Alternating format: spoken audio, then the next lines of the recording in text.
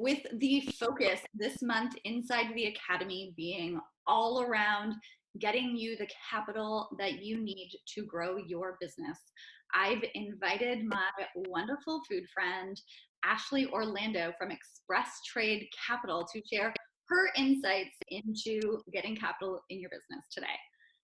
Ashley, welcome to the Fab Growth Academy. Hello, everybody. Thank you so much for having me. This is awesome. So excited to have you in here because you're just like an expert in this field. And I know we're going to dive into a whole bunch of pieces right now in terms of how people can get different, like what the different financing options are for the business. And then we're going to dive into one that you specifically have some great expertise in. And that, when I first learned about what this type of offering is, I was like, why doesn't everyone know about this? Because more people need to use this in their business. So I'm excited Yes, we're going to dive into that today. totally. So before we jump into it, could you just maybe introduce yourself a little bit, let everyone get to know you a little bit? Okay, so I'm Ashley Orlando. I am the Vice President at Express Trade Capital. I've been with the company since about 2011. I was actually their first intern ever, which is really funny. At that time, we were only about 5 employees, and now we are right about 30. So we've grown a lot over the years. I also head up our food and beverage / health and wellness industry focus. So that's just where we really like to work with companies that are making healthier, better for you CPG. So that could be within food, within beauty, eco-conscious alternatives, whatever it may be. So yeah, it's been really fun. I'm also involved in the kind of wellness space from a blogger standpoint as well. So I really just, I like live and breathe the food and beverage wellness space. So not only as a side hustle, but then from a professional standpoint as well. So it's really fun. So not only does she know all about the numbers, she knows about the industry as well, about specifically the better for you food and beverage world, which I know so many of you are a part of, and y'all know that that's a real sweet spot for me too. So, all right, let's jump into it. Can you share with us, Ashley, some of the different financing options that are out there for food founders? What are some of the different options that people can go about if they need capital to grow their business? Okay, well, of course, you always have the friends and family option, which is usually kind of the first go-to when you're just getting started. Obviously, that can only take you so far, and I know me personally, I wouldn't necessarily want to put my personal relationships at risk, because obviously then you run into the issue with that as well. So number one, friends and family, but of course that comes with its pros and cons. Number two, investment from an actual, investor, also comes with its pros and cons. If it's a one-time cash injection, of course, then it's capped essentially, because then you have that amount to work with. And once you reach that amount, unless if they want to keep investing more, then you're kind of limited there. Obviously, then you're also giving up a percentage in your company, which a lot of people don't want to do right off the bat, especially if they've worked really hard to get to where they are and plan to grow a lot. Then the valuation is going to change if you have rapid growth, and there's always that issue there. But again, it is a really good option to kind of get you off of your feet. The third one is to go to a bank to get a bank line or a small business loan, which is usually done through a local bank or something like that. Again, that is going to be capped. So they will, look at your business and they'll say, okay, we're going to give you X amount for what you're doing right now. The other issue with that is that they will take a blanket lien on all of the assets of your company, which is typical of any lender, and it's security for them, which is totally understandable considering they are, loaning you money. Um, but it does run into, it creates a conflict, which is, for the next route of financing, which is kind of where my expertise is. And that's to go the AR financing / PO financing route. So that is essentially borrowing money against your open accounts receivable and your open purchase orders. Got it. We're going to dive more into that one because this is one that I don't think a lot of people know about. And like you said, this is like your area of expertise. This is awesome. Let's first back up a little bit. I want to chat a little bit more about investing, using investor capital. Mm-hmm. If you were starting a food brand right now and everything that you know from the food world, number one, is this something that you would do? And then what are some of the reasons that you would or would not use investor financing money? If they are providing more than just money, so if they have a solid, uh, relationship with a number of different contacts in the industry, if they can get you in with certain buyers, if they're providing more than just the capital, I would say 100%, because one relationship that they can introduce you to could be, that could be invaluable. So definitely see what else that they can bring to the table besides just the capital. And yes, if they can provide that, then I would definitely look at it as a solid option. Got it. Yeah, I totally agree with you. I think that when an investor can provide so much more than just the money piece, Mm-hmm.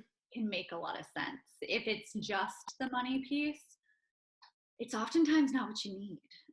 That money can go by really, really quickly. And Mm-hmm. for anyone who has ever tried to raise money from an investor, it becomes kind of like a second job for a while. You are putting together a lot to get in front of investors. And it's time consuming and maybe not even for to be able to get the money. So not to say that you shouldn't do it. For a lot of businesses, it does make sense. And depending on what stage you're at, it does make sense. But definitely not the only route out there. It's so true. And then also you want to make sure that that person shares your values. You know what I mean? That would be very important to me, especially in this space where people are making such, the founders of these companies start these companies because they want to create a product that they see a gap for in the market, whether it was that they had a dietary restriction and then they didn't see any snacks that they could like and that fit within that dietary restriction, so they created it themselves. Like, they're very passionate founders, and you want to make sure that you have an investor that truly believes in your product and is not just looking for like a quick turnaround. Absolutely. Yeah. And thank you for saying that, because it's true. It's not just about getting the money. You're going in a business with these people. They own a part of your company. Depending on how much equity you're giving away, could be a substantial amount. So it's like taking on a business partner in so many ways. You got to have the same, visions and goals and values. Yes, so true. So talk to me a little bit more about the different option that you mentioned, the last option that you mentioned, in the different ways that people can get capital, the AR financing or PO financing. Talk to us a little bit more about that. Okay, so let's start with the purchase order financing, since that's kind of, when looking at like a timeline, that would come first. So this would be in a case where you have your product, you maybe have gone to a few trade shows, you have interest from buyers. You've gone to buyer meetings. They say, okay, we want to, write an order. Can you produce? And you can, you have the facilities in place, but you just don't have the capital to actually pay for that production to fulfill that order. So what under purchase order financing, a financing company would give you usually around 50% of your purchase order value, so that you can take that money and go buy your packaging, pay your co-packer, purchase your ingredients. Basically, it just covers all of your costs that are associated with fulfilling that order, so that you no longer have to turn down orders due to lack of capital. So it's super, super helpful. It's also just peace of mind, So obviously going into a buyer meeting is super stressful and intimidating, and just actually selling the product. But then at least if you have in the back of your mind, like, okay, if I nail this deal and I get the order, and you don't have to worry about, okay, then how am I going to actually pay for it? It's just one less thing that you have in the back of your head. So getting a facility in place with a financing company that is going to provide you with purchase order financing is huge. That relieves so much stress for people. This It is, really does. I feel like people don't know about this right now. Yes.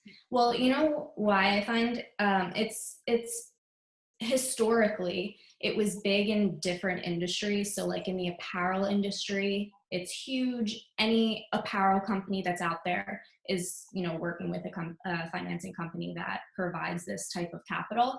But especially in the past maybe 4 years or so, since I've been focusing in the food and beverage space, it really has been an educational process, for me to educate that this service exists. So it just wasn't as common in the CPG space, really. Got it. Oh my, well, now I'm sure lots of people are like, how do I do this? Because Yeah, no, it makes a lot of sense. And like, I know so many times that food founders are, this rock in a hard place. So like, I really want to sell into this retailer, but I don't know if I can actually like financially make it all work right now. It's going to be really stressful. And that's why things like having our cash flow statements and all of that is really important. And being able to have different partners to, be able to lean on so that you can fulfill the order. it's so true.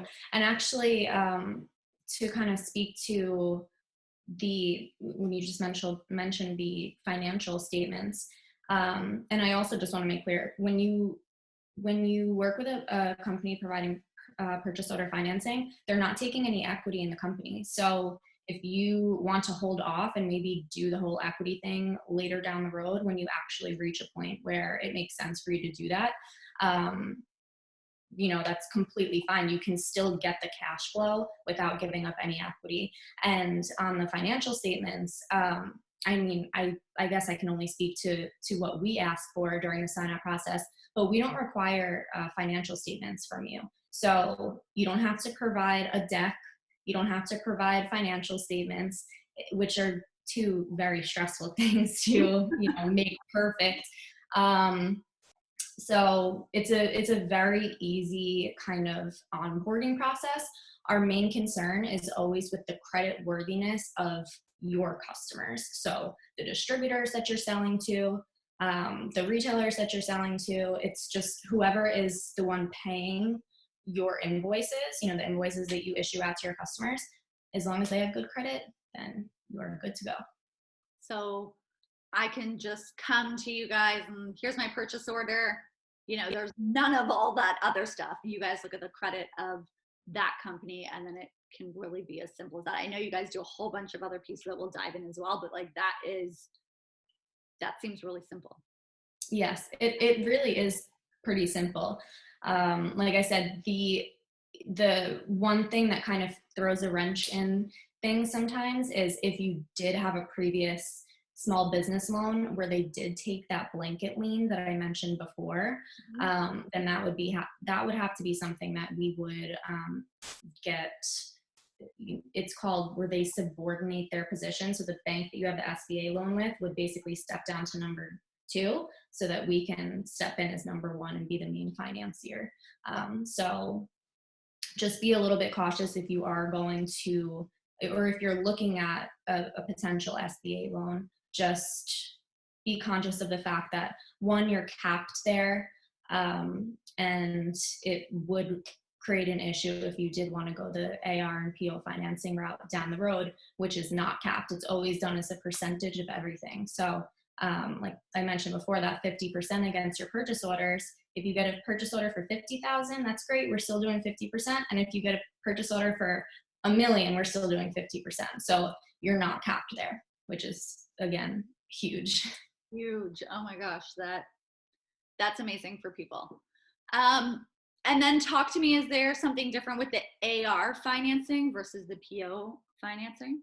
Yes. So the AR financing is kind of what secures every other type of lending that we're able to do. So whether we're lending against your purchase orders, we can also lend against inventory, but it's all paid back by us receiving the collections from your customer payments. So that's what the AR financing is. It is, it's, we essentially become kind of your back office for accounts receivable.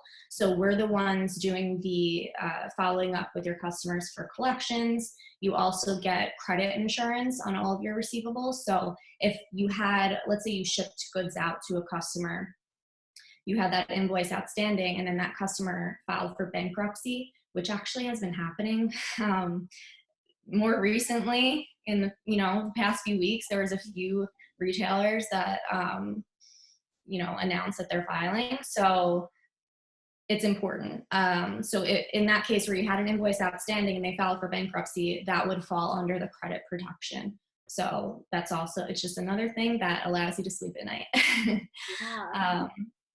Yeah. So if we, let's say in a situation where we lend you the 50% upfront against the purchase order to help you finance, the production, once you ship the goods out to the customer and it turned into a receivable, it becomes a little bit more secure for us at that point. So we actually go up to 80% once it turns into a receivable. So at the time that you ship, you can borrow another 30%, and essentially you're seeing 80% of that entire sale before your goods even reach your customer. Wow.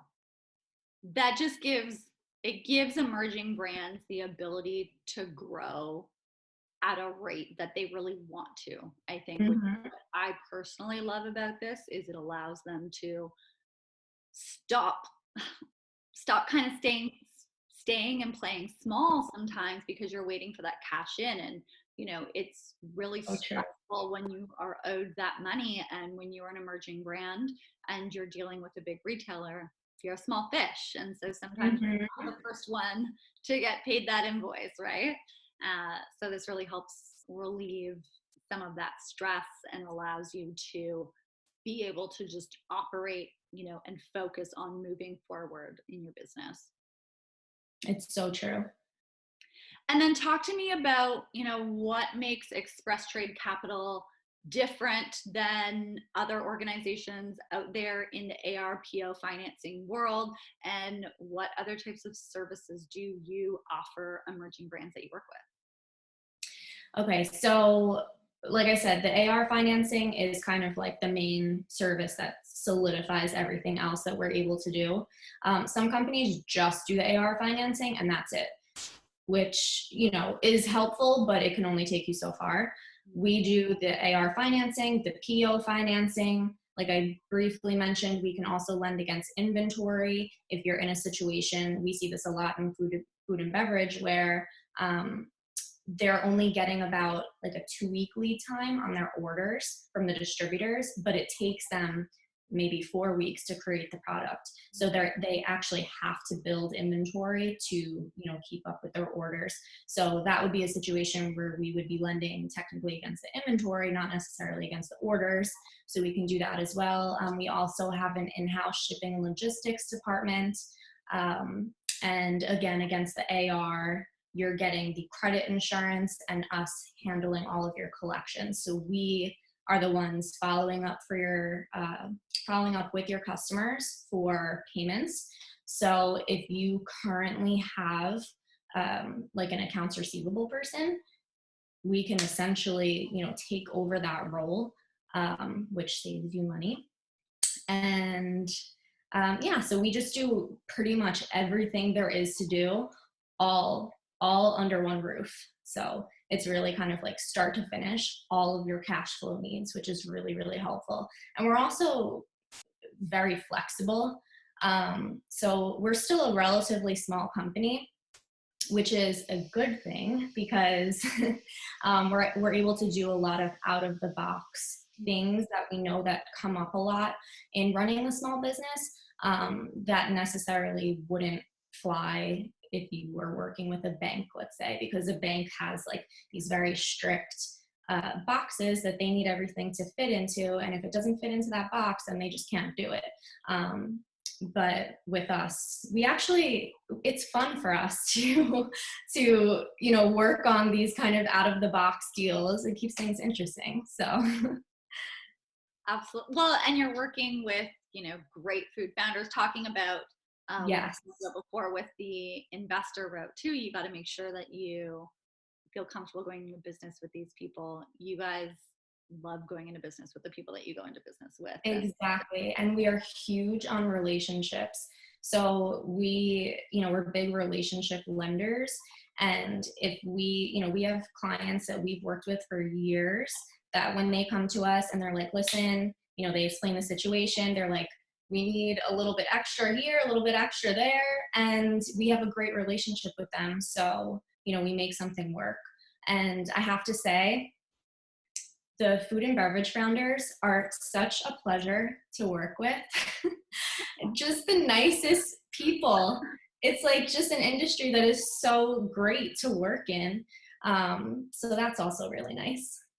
Yeah, lucky you and I, we get to work with amazing food founders all the time. Yeah. Most, over 80%, I would say, who start a business in food and bev, especially in the better for you world, it is truly to like create a big difference in people's homes, because you've probably had an issue in your own home, and that's when it starts from that place of wanting to make a change. Amazing things are happening. So it's true. That passion is like, I love it, and that's kind of also why I took our sales in this direction, is because I knew that that the money that we provide to companies and to founders can have such a huge impact on the products that are out there on the shelves, and it makes me happy, and it makes the company happy knowing that we're able to help founders and companies that are getting better for you products out there, because we could lend money to any consumer good, really, but we really love this space, and like I said, it makes us happy knowing that this is where our money is going. Love that. Okay, I have one more question for you. So you guys don't take equity. Correct. You make it super easy for people to get money. Yes. It's very flexible. How much money are people giving away? Are they like, is the interest on this more than you would pay at a bank? You don't need to give like specifics, but like, is it more than a bank? Can people expect it to be less than a bank, around the same as a bank? What are the interest rates? Okay, so when we lend against purchase orders and inventory, that's the more expensive money to utilize, because again, it's riskier for us at that point. Once it turns into a receivable, then the interest drops to about half of that. So on that side of things, it's going to run you right about what the bank is charging. Got it. The main thing that I would say is, the huge difference is that everything is done as a percentage of your growth. So like I said, with the bank, they're going to look at your company, they're going to do a full overview and give you a cap. And every time you need to extend that cap, which, I mean, if you're growing rapidly, should be, pretty often, you're going to have to go through another full review to extend that cap. With us, it's automatic. You know, you don't have to go through a full review. If right now your orders and receivables are running at about 50,000, and within a few months it doubles or triples, so does your ability to borrow. It's immediate.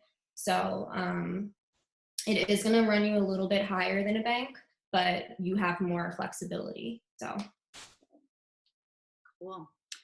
Well, thank you for all of this. This is really, really helpful to get a good landscape of the different types of lending options that are available, and letting people know more that AR and PO financing is available for CPG companies. It's not just yes, for other types of companies. This is available, and it's a great way to be able to grow your business. So thank you for sharing this. of If people have course. questions, where can they connect with you? How can they connect with you? I'm going to throw it in the notes below, but yeah, if anyone's just listening right now, how can they connect? Yes. So our website is expresstradecapital.com. So you can go check that out to see a little bit more about what we do. And if you want to reach me directly, I am Ashley, ASHLEY, at expresstradecapital.com. Awesome. Thank you so much for this, Ashley, and sharing your wealth of knowledge on how people can get more money in their business so they can keep growing. Yes. Thank you so much, Ainsley. This was great.